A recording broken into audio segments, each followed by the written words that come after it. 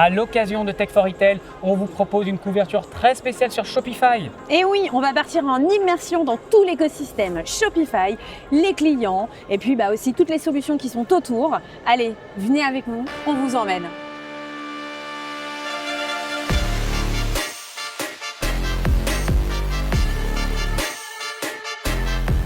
En fait, ce qui est incroyable, Laetitia, c'est l'étendue de l'écosystème Shopify. On voit du logo Shopify partout, on doit avoir 450 stands et il y en a énormément qui montrent leur intégration avec Shopify. C'est comme si tout l'écosystème Shopify était réuni sur un salon, le salon du retail et de la tech. Aujourd'hui, il est inconcevable d'avoir une tech qui ne s'intègre pas avec du Shopify. Je sais pas ce que tu en penses. C'est assez rare en tout cas. Et Laetitia, tu vois, quand on voit pas le logo Shopify, on voit des références Shopify partout. Et oui, on voit des refs. Regarde là ici, on a Manucuris, Pure Essentiel, Lancaster. Ils sont partout.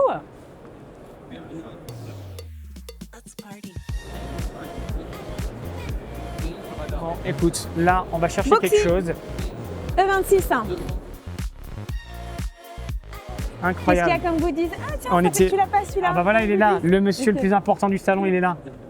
Ça va ou pas? Monsieur Eli, mais vous êtes là. Eli, monsieur Eli. Il vient directement du Canada pour nous voir, pour nous faire un petit coucou. C'est une superstar, une tronche. Il a monté Booksy justement, donc incroyable. Un vrai personnage. Salut Laetitia, très Salut. content d'être là avec vous. Écoute, moi je suis Jean-Baptiste, je suis le directeur marketing de Booksy. Booksy, c'est une solution 100% retail qui aide les retailers à proposer des expériences personnalisées en magasin, notamment avec 3 leviers, la prise de rendez-vous, les événements et la gestion de la file d'attente. Explique-nous, Ouais, qu'est-ce que ben, vous faites ensemble? Mais ça fait 2 jours qu'on a organisé ensemble des Customer Journées notamment. Ouais. Le but, c'est de faire participer des retailers sur un parcours omnicanal, unifié. On les emmène dans une histoire où on montre un peu comment nos solutions sont complémentaires. Très bien. On parle de Shopify, il y avait OneStock ici également qui font partie. La beauté du parcours qu'on fait déjà, c'est que c'est un parcours qui est multi-partenaire. Donc, même si Shopify, qui est, on va dire, la solution e-commerce qui porte la Customer Journey, on a vraiment plusieurs partenaires tech qui viennent avec nous et c'est une initiative de Booksy, donc merci Booksy, qui permet de montrer à quel point vous pouvez aller aussi loin que vous le souhaitez dans l'expérience client en mettant en avant les bons partenaires sur le parcours Shopify. Adrien, on va où maintenant? Maintenant, je te propose qu'on aille sur le stand de Shopify. On va aller regarder, ils ont un superbe stand et surtout, Allez. c'est un stand sur lequel on va pouvoir un peu expérimenter tout ce qu'ils font et tout ce On qu'ils a une proposent. boutique un peu. Allez, on y va. Let's go shopping at Shopify.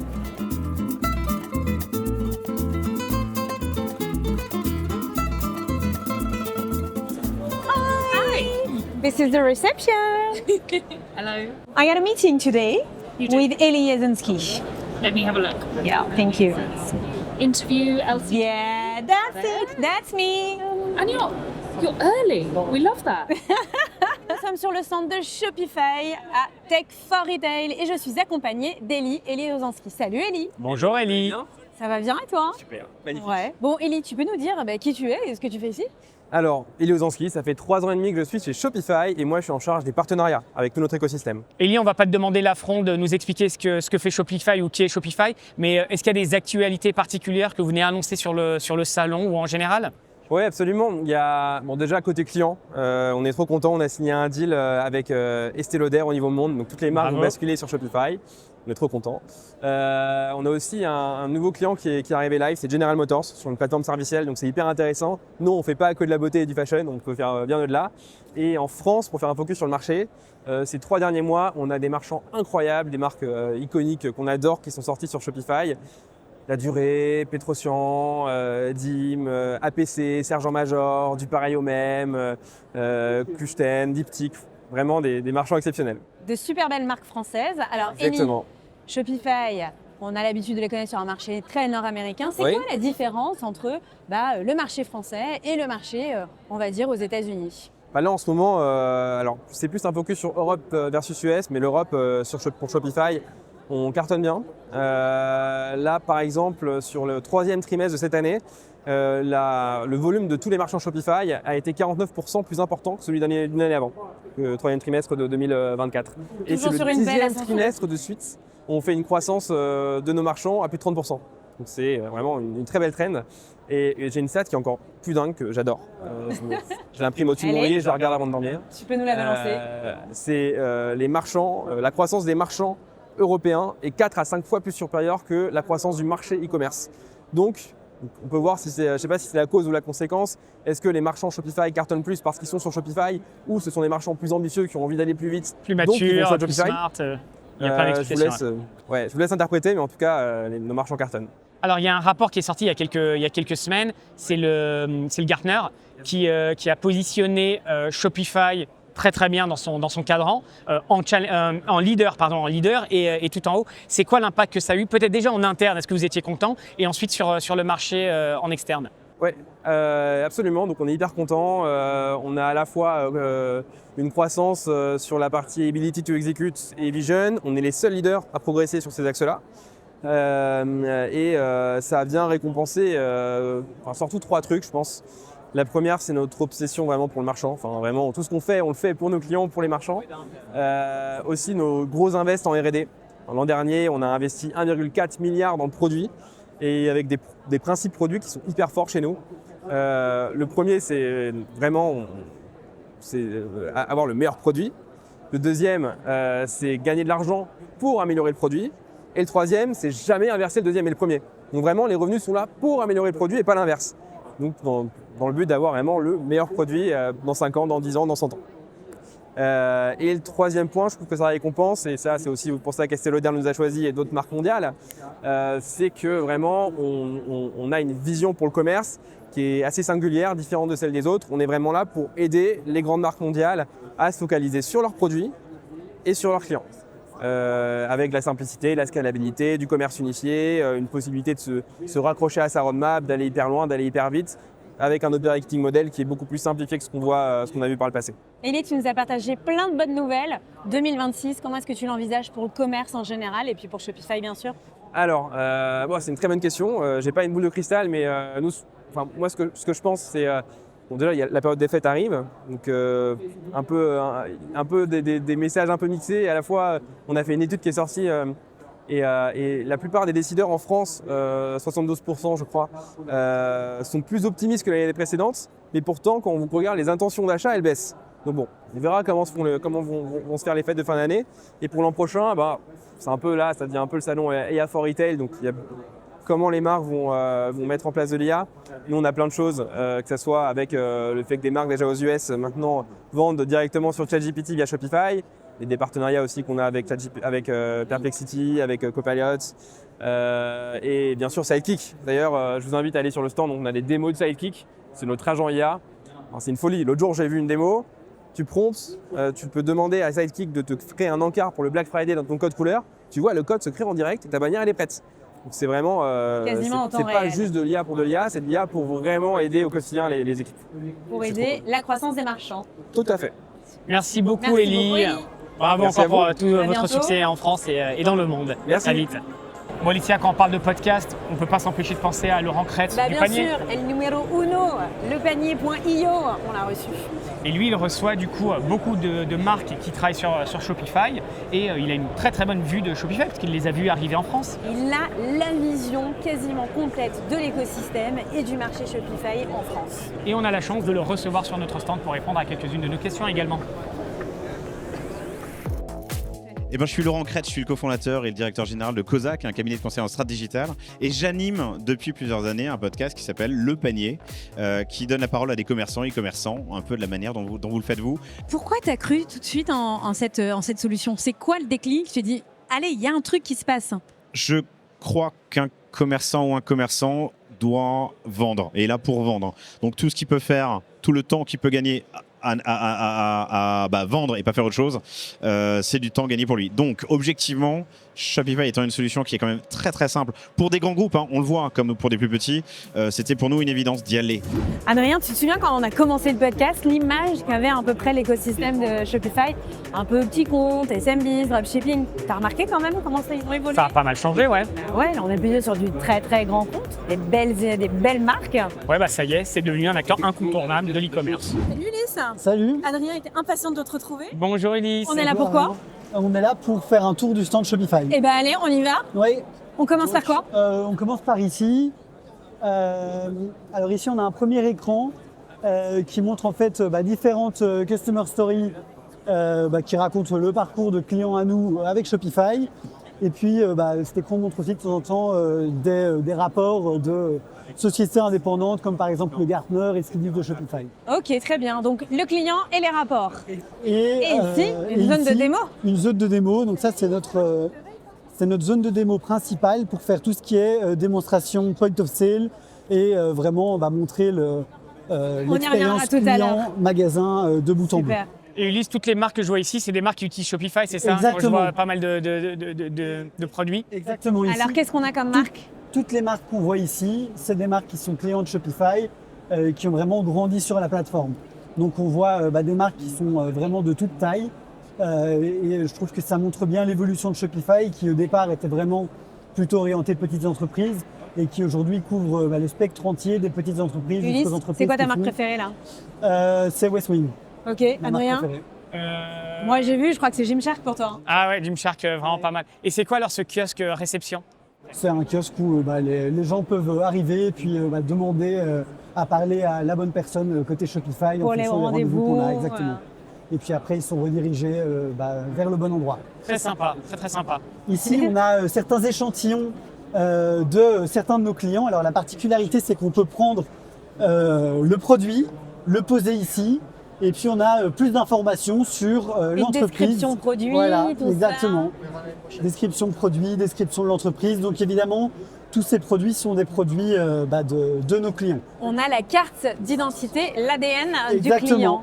Super. Exactement. Et puis, pour terminer, un autre stand ici avec des démonstrations de Shopify, alors à la fois de nos capacités e-commerce et de nos capacités magasins. Et donc, Laurent va présenter une petite démonstration de Shopify. Merci Merci Ulysse beaucoup, pour Ulysse. ce parcours client vraiment phénoménal. Merci beaucoup. Merci. Bon, Alicia, quand on parle de Shopify, on parle de beaucoup de B2C, mais est-ce que le B2B, c'est vraiment quelque chose que Shopify sait faire? C'est quelque chose que Shopify sait faire et sait très bien faire avec de très grands groupes dans le B2B. Et on a eu la chance de recevoir quelqu'un qui s'y connaît très très bien en B2B. Amélie Maréchal. Toi, tu viens du monde du B2C, du D2C. Tu es une experte des process, des outils, de comment le met en place, comment on travaille sur le consommateur. Dans ta précédente expérience, quand tu travaillais sur Shopify Plus, ça couvrait tout le périmètre. Tu parlais d'e-learning, par exemple. On avait lancé des POC sur 2 ou 3 sujets clés où on avait besoin de savoir que Shopify pouvait couvrir un minimum de 70% du natif. Et c'était le cas? Et c'était le cas. Et surtout dans le B2B, ces dernières années, il y a eu un vrai investissement de la part de Shopify et beaucoup de choses qui ont été Alors, il y a B2B commerce chez Shopify. Et puis, l'avantage aussi, et c'est l'avantage de l'écosystème de Shopify, c'est qu'il y a le natif de la plateforme. Et après, tout ce qui n'est pas onboardé en natif peut l'être via les applications. Et après, effectivement, on peut faire un petit peu de custom, même si ce n'est pas forcément le mindset. Mais voilà, avec la custom, avec le natif et avec les applications, on a réussi à couvrir 100% du besoin. Alicia, il n'y a pas une conférence où on n'entend pas parler de Sidekick. Il est où ce Sidekick? Tu peux me le Ce présenter? Sidekick, oui, je vais te le présenter en démo sur le stand de Shopify. Apparemment, c'est une IA incroyable. Tu C'est penses qu'elle est plus intelligente que nous? Je pense qu'elle est surtout plus intelligente que moi, Et que moi, sans aucun doute. sans aucun doute. Bonjour Laurent. Salut Laurent. Bonjour. Alors là, on est sur la zone de démo. Voilà. Tu vas nous faire une démo de quoi? De Alors, POS? On va voir plusieurs trucs. La première, ça va être toute l'incorporation de l'intelligence artificielle et comment l'intelligence artificielle peut aider les marchands à être plus efficaces et avoir des informations plus rapidement. Donc là, voilà. On a une intelligence artificielle qui s'appelle Sidekick, que j'ai activée. Et donc là, j'ai préparé une question, d'accord, pour lui demander. Voilà, je ne suis pas un expert des rapports, je ne sais pas où aller dans le système, je lui dis juste quelles sont mes meilleures ventes. J'ai juste qu'à poser cette question, l'intelligence artificielle va mouliner et donc elle va être capable de me ressortir quels sont les produits qui se vendent le mieux. Et là, cette intelligence artificielle, elle est contextualisée avec bien sûr ton magasin, tes données, mais également l'écran qui est ouvert, c'est ça? Absolument, c'est vraiment par rapport à mes données, par rapport à ce que je vends et mon historique de vente. D'accord? Donc voilà, il y a mes différents produits qui sont sortis et je pourrais rentrer dans un dialogue pour avoir des données beaucoup plus fines. Donc ça, c'est vraiment un axe stratégique de développement pour Shopify. Le deuxième, c'est vraiment l'expansion à l'international. Avec la partie market, ce que je suis en train de montrer, et qui permet de créer dans Shopify des sous-ensembles qui vont permettre d'adresser les spécificités d'un marché. Je veux me développer en Allemagne. pour me développer en Allemagne, il faut que je vende en euros, mais il faut que j'ai un catalogue produit qui va être peut-être un sous-ensemble de ce que je vends, parce que certains produits ne sont pas adaptés au marché, ne sont pas homologués. Puis surtout, il faut que je les présente en allemand. Et puis je vais avoir un système de taxes qui va être spécifique. Bien, pour pouvoir faire ça très simplement, sans avoir à dupliquer mes structures, je vais pouvoir créer un marché pour adresser ces spécificités-là. Et si demain, je veux aller ouvrir un marché aux US, eh bien, il y a de fortes chances pour que je fasse la même chose très rapidement, sans que ça me demande des mois de développement. Donc ça, Market, c'est un peu l'assistant go-to-market du marchand. C'est exactement ça, sachant que dans cette partie de market, on va pouvoir relier des marchés e-commerce, mais également du POS, comme ce que je vais vous montrer, puisque c'est un autre axe de vente. D'accord, le POS. Le point of sales, alors? D'accord, c'est ce qu'on va mettre dans les magasins et qui est intimement connecté à la solution que vous avez vue là. Ce n'est pas un système déporté et c'est ce qui permet d'avoir une vision du commerce unifié tel qu'on la promeut et qui permet vraiment en un claquement de doigts de pouvoir mettre en œuvre des processus omnicanaux tels que du click and collect qui sont devenus très naturels pour nous, mais que certaines personnes ont encore du mal à mettre en place. Je commande en ligne et puis j'ai ma boutique à côté où je dis, ben voilà, dans 2 heures, je vais passer prendre mon article. Et il faut qu'on puisse prendre la commande et il faut que le magasin soit notifié qu'il faut préparer telle commande et que la personne passera à prendre dans 2 heures. Et en termes d'expérience client, le client est reconnu automatiquement, c'est ça, on a tout l'historique. Exactement. Et justement, ça c'est la force, c'est que ce POS, il est connecté à ce qu'on voit ici. Il n'y a pas de copie de la base produit, il n'y a pas de copie de la base client. Tout ce qui se passe ici est reflété ici. Qu'est-ce que ça veut dire? Ça veut dire que j'achète un produit en ligne, je le paye, je le règle.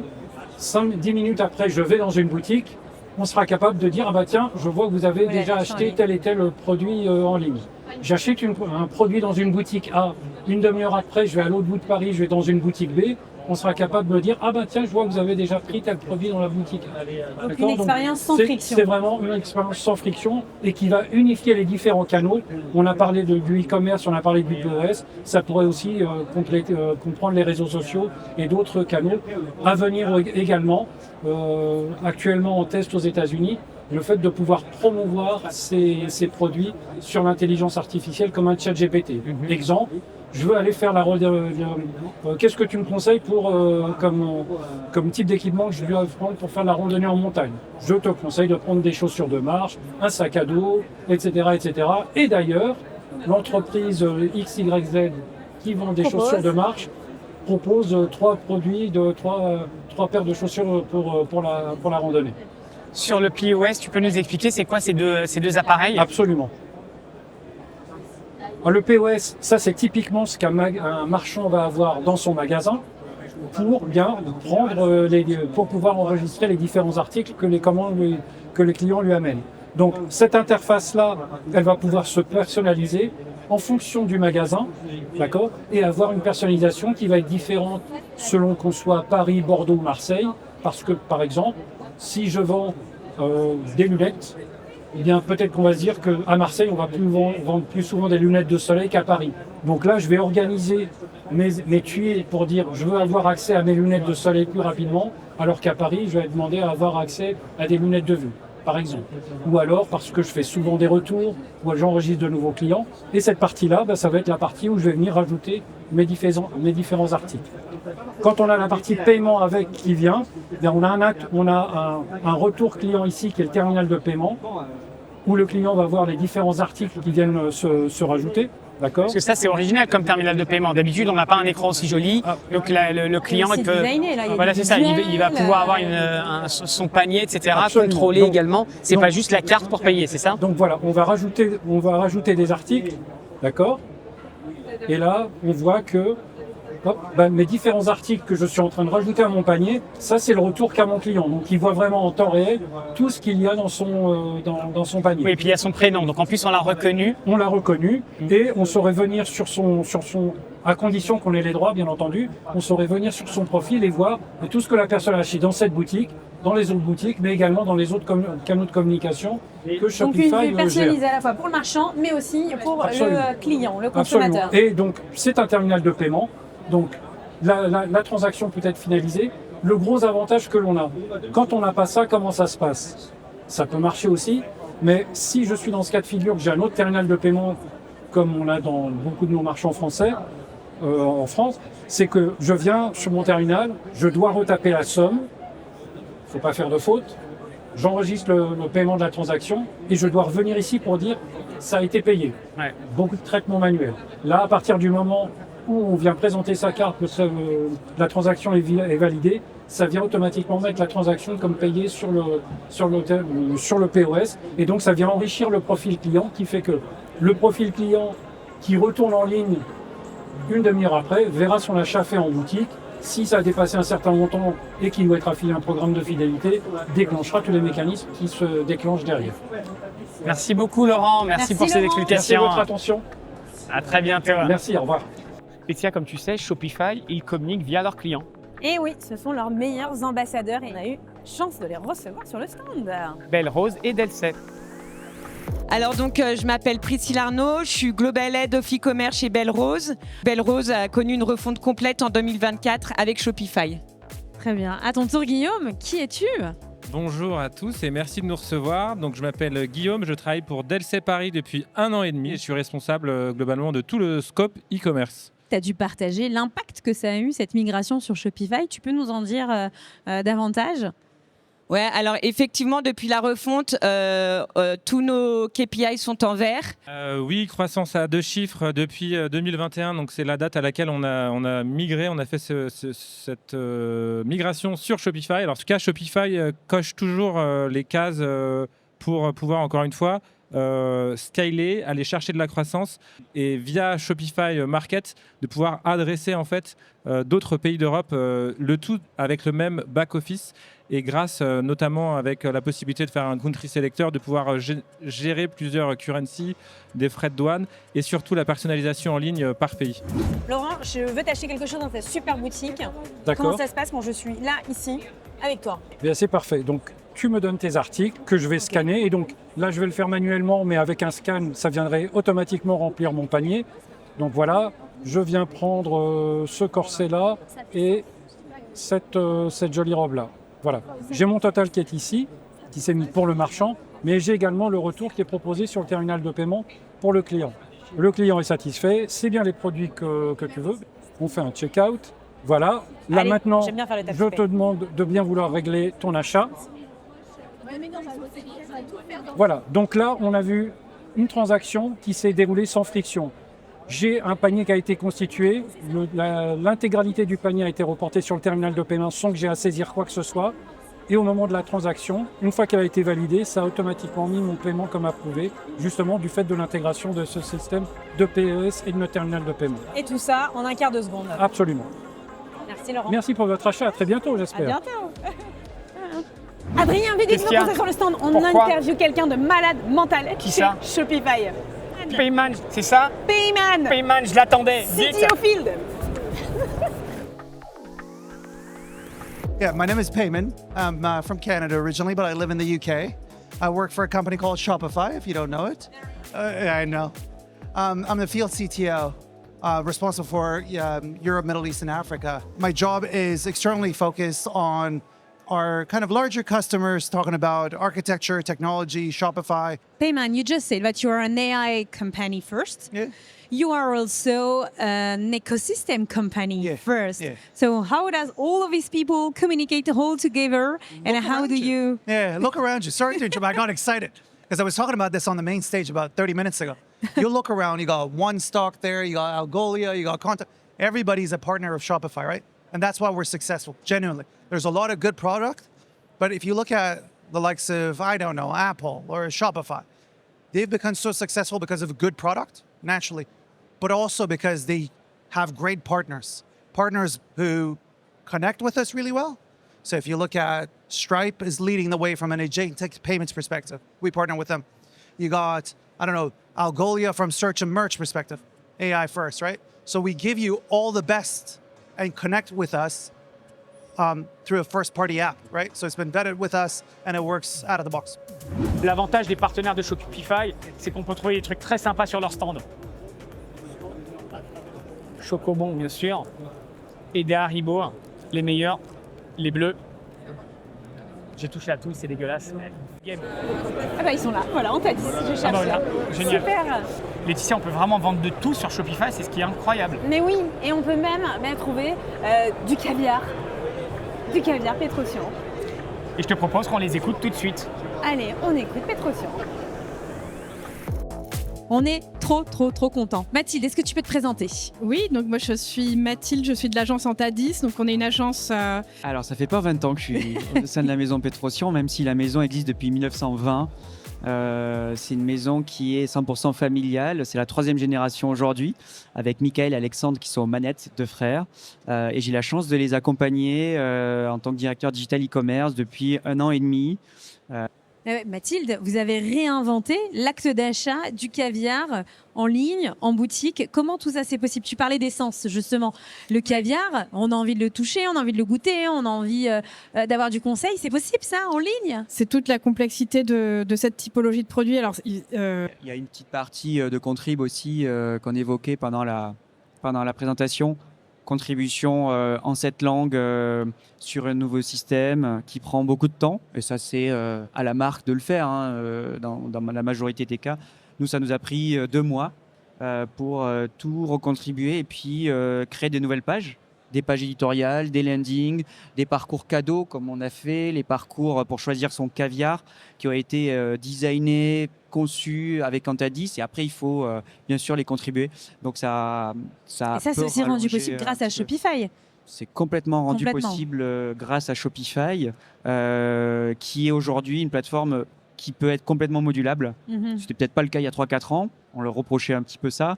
Maintenant, aujourd'hui, Shopify, on peut tout faire avec.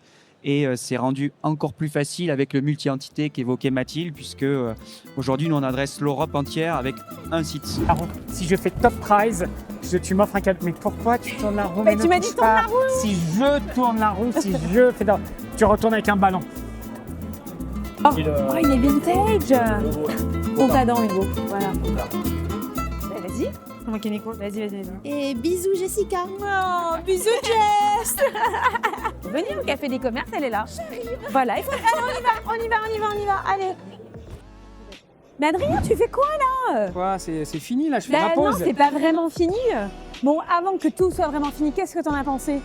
Ce que j'en ai pensé, c'est que Shopify, c'est devenu un acteur incontournable. Il y a quelques années, c'était un petit acteur de niche, mid-market, et aujourd'hui, on les voit partout. Tu te souviens quand on a lancé le podcast que tu disais de Shopify?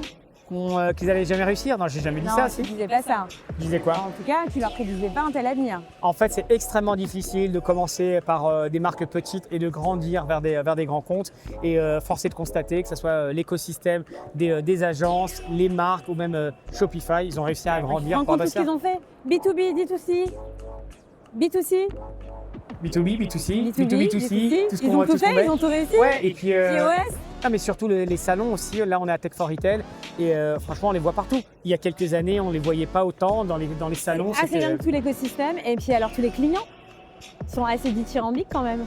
Il y a une histoire qui t'a plus marqué que l'autre? Moi, j'ai adoré avoir Payman de Shopify qui nous explique un petit peu sa vision de l'agentique. On voit que c'est une société qui fait de l'IA avant même de le vendre à l'extérieur. Ils le mettent partout en interne. Et toi alors, qu'est-ce qui t'a marqué? Moi, j'ai bien aimé Petrosian.